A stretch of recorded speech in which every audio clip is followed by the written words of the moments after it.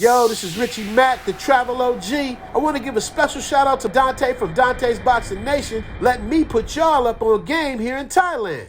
Check this out. What up, y'all? It's your boy Sheik Luch, LOXD Block. Listen, I need to shout out my homie Richie Mack, man, out there in Thailand. Yo, the bikini babes of the week. Richie Mack, you the Travel OG, King. Sheik Luch tapping in. We got to get the lots for the golf tournament we having in Thailand, Pattaya City to be exact.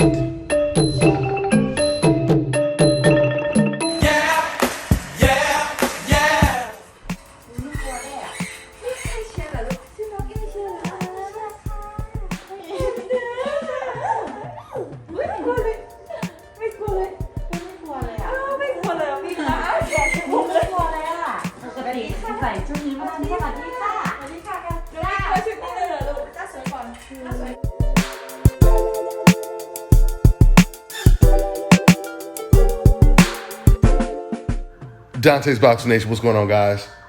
So it is now countdown to my second surgery.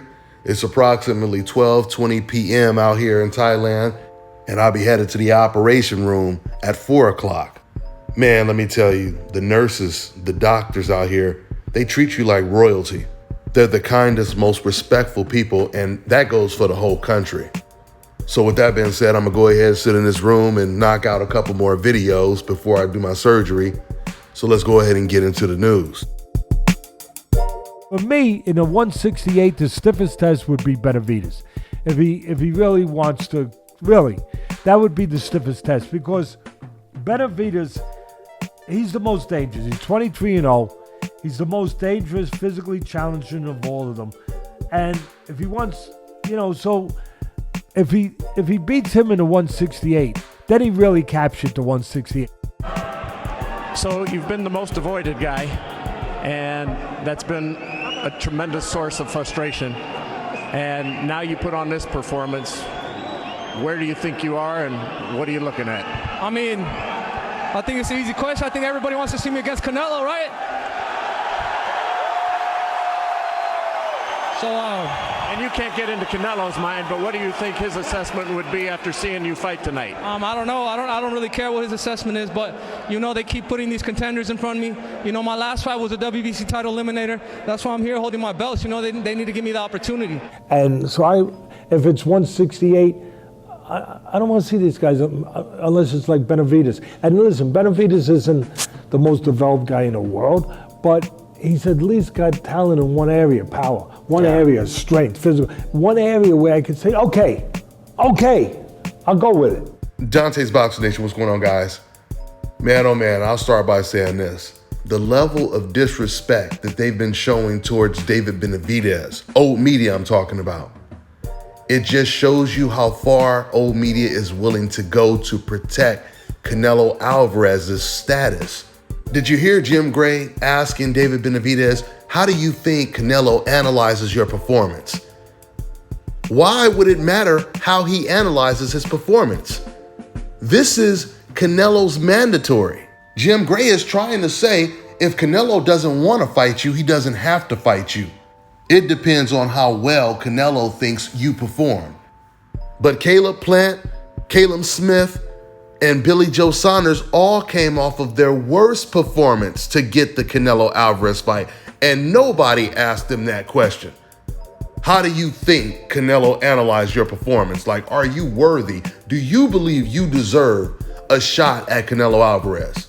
How come no one said during the Yildirim fight, this guy does not deserve to be in the ring with Canelo Alvarez? This is a mismatch, and it's bad for boxing. Old media didn't care how bad Yildirim looked in his previous fights and how bad he looked during the fight with Canelo. They were just happy that it was a guaranteed win for Canelo Alvarez. But whenever it's not a guaranteed win, now all of a sudden we get these type of questions. Well, how do you think Canelo analyzed your performance? It's no different than the reporter who works with Fight Hype, Sean Zito, who was telling Teofimo Lopez, trying to coach him into saying Devin Haney should have to knock out Linares to get a fight with you, Teo. He asked Teo this question. He said, do you think that Devin Haney should have to get an impressive knockout win to get a fight with you? He's telling this man that the champion should have to do more to unify with the other champion. How does that make any sense? Only when it comes to the most dangerous fighters is when they're actually asked to do more just to get a shot that they've already earned. So with all that being said, the question is, how does Canelo Alvarez feel about David Benavidez and fighting him? Well, we just recently found out exactly how he feels about fighting David Benavidez. Triple C, an MMA fighter who's the co-host on Mike Tyson's podcast, he actually spilled the beans on a personal conversation he had with Canelo Alvarez. Let me go ahead and play this clip. Believes it too. He when last time he was at you have the script from the end that had mentioned David, and he looked up, so he was like sitting down, and I was like, yeah, what about David Benavidez? And he like looked up right away. He's like, he's dangerous. So when somebody respects you like that at his stature. Who is better, Benavidez or Charlo in your opinion? Both fighters are great. Both fighters are great fighters. I can pick one because they are good fighters. Okay, so you just heard Triple C share the conversation he had with Canelo Alvarez. He said Canelo looked up, looked dead into his eyes and said, he's dangerous, right? So Canelo Alvarez feels that David Benavidez is dangerous. That's his only response. Not, I want to fight him, I want to challenge myself because he is dangerous, but he's dangerous. Therefore, I'm really not interested in that fight. And that's pretty much what he was implying. What Canelo Alvarez was basically saying is, I'm not trying to fight no dangerous fighters. I'm trying to fight these easy European/white fighters. Remember, man, I'm pound for pound the king of Europe, not pound for pound the best fighter in the world. When Canelo calls David Benavidez dangerous, he's admitting that everyone else he's been fighting at 168, they were not dangerous. They were not threats to Canelo. And I've always told you guys that Canelo is usually only going to fight someone if he has a good 90% chance of winning. And then probably every 4 years, he will challenge himself and fight someone tough. Canelo just admitted that by what he just said about David Benavidez. So now the question is, Triple C had this conversation with Canelo. He says that Elie Seckbach recorded it. So where is this clip? Did Elie even put it up? Because of course that would be a big story if Canelo Alvarez said that David Benavidez is a dangerous fighter. That would be a huge story for him to say that. So did Elie not put it up? Did Canelo Alvarez ask him not to put it up? Or did they both decide not to put it up? But at the end of the day, the most important thing is that Triple C confirmed that Canelo Alvarez said this. And I highly doubt that Elie Seckbach would deny that Canelo said this. Okay, so with that being said, I've already told you guys the walls were closing in on Canelo Alvarez. In fact, now we're starting to hear a lot of professional boxers and boxing experts coming straight out, not being afraid to call Canelo Alvarez a cherry picker. Mike Tyson said he needs to stop handpicking his opponents and fight the Charlo brothers of Benavidez. You heard Teddy Atlas say the exact same thing. He doesn't want to watch any more of these easy fights for Canelo. He wants him to fight either Benavidez or Charlo or move up to 175. Some of you guys tried to defend Canelo in my comment section and you said, you can't cherry pick a champion. There's no such thing as cherry picking a champion. This is what you said, right? So let me ask you a question. If Canelo Alvarez had an option to fight all of the best champions at 154 and 160, if he had an option to become undisputed at all of those weight classes, and he chooses to only go for undisputed at the weakest division against nothing but European/white fighters, that's the definition of handpicking your opponent. It doesn't matter if you're a champion or not. Devin Haney is more of a serious champion than any of the champs that Canelo Alvarez beat at 168. And what do you guys say about Devin Haney? Because he's on a coincidental list, you guys say, oh, he's just the email champ, as if he's not even a real champion, just to protect Teofimo, to alleviate pressure from Teo having to fight him, right? But now when it comes to Canelo Alvarez fighting the weakest champs, now you want to sit here and say, oh, it can't be a hand-picked opponent if it's a champion. Let me give you another example with Canelo Alvarez.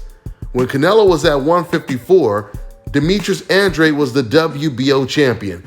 Canelo was his mandatory, just like Ryan Garcia and Jojo Diaz were Devin Haney's mandatory, and Jaime Munguia, who is currently Andrade and Charlo's mandatory, right? So Canelo was Andrade's mandatory. Andrade, he calls out Canelo, let's fight. He says to Canelo, I thought people wanted to be champions. Why don't you fight me? He calls him out of his name, everything. Canelo doesn't want to fight him. Soon as Andrade gets stripped of the belt, immediately Canelo Alvarez, he fights Liam Smith for the belt.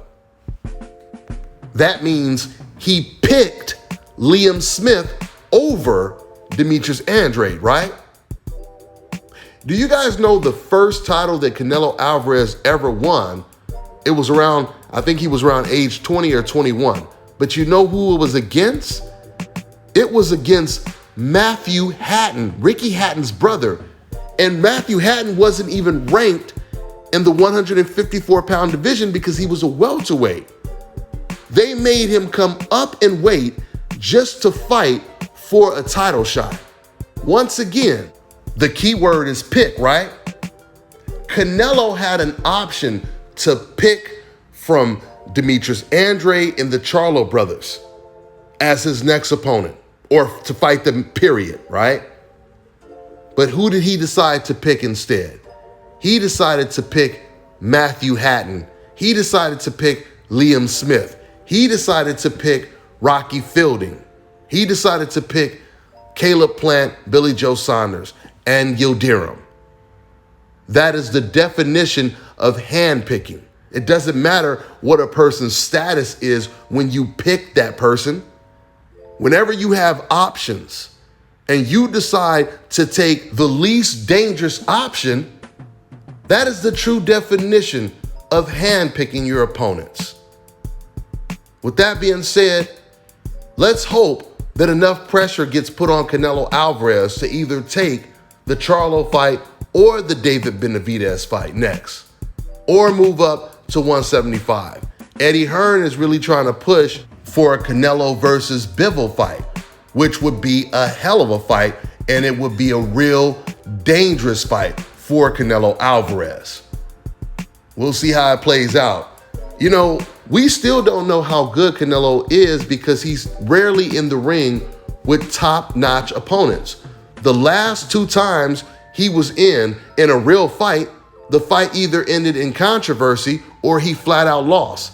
That was to Floyd Mayweather, Lara, and Gennady Golovkin, right? We still haven't seen Canelo Alvarez win a fight on that level without controversy. Like I told you guys before, when it comes to Floyd Mayweather, and once again, you guys saying that Canelo is only doing the same things that Floyd Mayweather did, everyone that Floyd fought was bigger and stronger than him.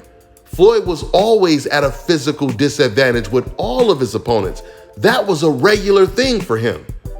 When it comes to Canelo, he's always trying to avoid the powerful, strong, young lions, right? That's when we're going to really find out how good he is, and that's the reason why he can never be pound for pound the best fighter in the world, when once again, you're only racing against the slowest guys on the track. You cannot call yourself the fastest man in the world racing against the slowest opposition. That's all I got for now, guys. I'm on to the next one.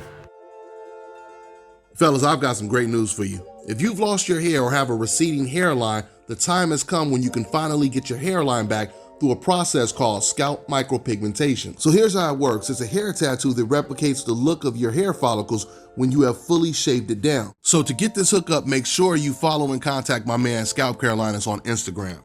Contact them at 704-499-3471 and make sure you follow them on Instagram. All right, now check this out, guys. If you're looking to repair eczema scars, burns and bruises, dark spots and blemishes, then this right here is the perfect product for you guys. It's called LO Deki Face and Body Oil. Athletes and top-ranking boxers, they're also using it after training to reduce swelling, inflammation, and to ease the pain. So get yours today. Go to lodeki.com, like them on Facebook, and follow them on Instagram.